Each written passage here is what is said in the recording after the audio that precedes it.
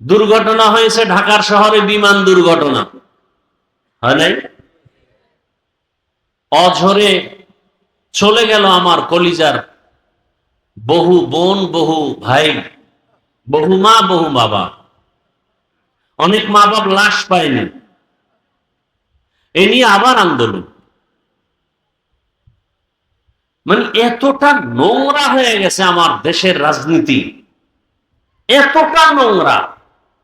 আমি মাঝে মাঝে বলি, কেউ যদি তাড়াতাড়ি মরতে চাও বেইজ্জতি হইয়া, মরণটা হবে তাড়াতাড়ি, এবং তাহলে দুই কাম করো, হয়তো ডবল বিয়া করো, না হয় নোংরা রাজনীতি করো।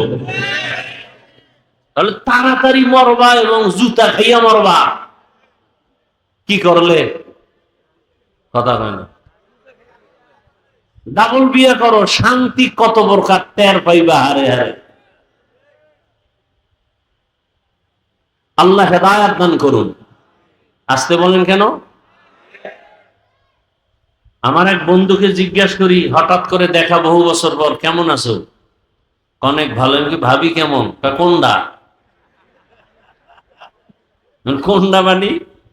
একটা ঢাকায় থাকে, একটা গ্রামে থাকে। খুব ভালো। 2 মিনিট কিছু কথা বললাম, কথা বলার পরে ওর তো শরীরে কাঁপ উঠে গেছে। আমি বললাম, এই সন্তানগুলো, তুমি মরে যাবা, এই সন্তানগুলো মানুষ সমাজ বলবে এর বাবার চরিত্র ভালো না। এই সন্তানগুলো তখন নিঃশ্বাস ফেলবে। তুমি তো বড় ঘরের সন্তানের নিঃশ্বাস পাইতেছো অল টাইম, দুঃখের নিঃশ্বাস, যেখানে যায় সেখানে একটা ধিক্কার। তুমি সৌদি নিয়ম তো এখানে চালু করতে পারবা না।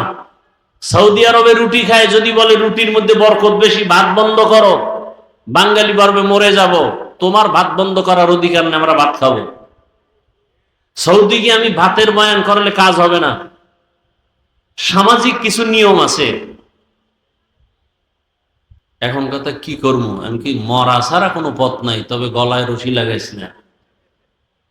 আল্লাহর কাছে বল তাড়াতাড়ি নি মরো, যতদিন বেঁচে থাকবি অভিশাপ বাড়বে। আল্লাহ হেদায়াত দান করুন।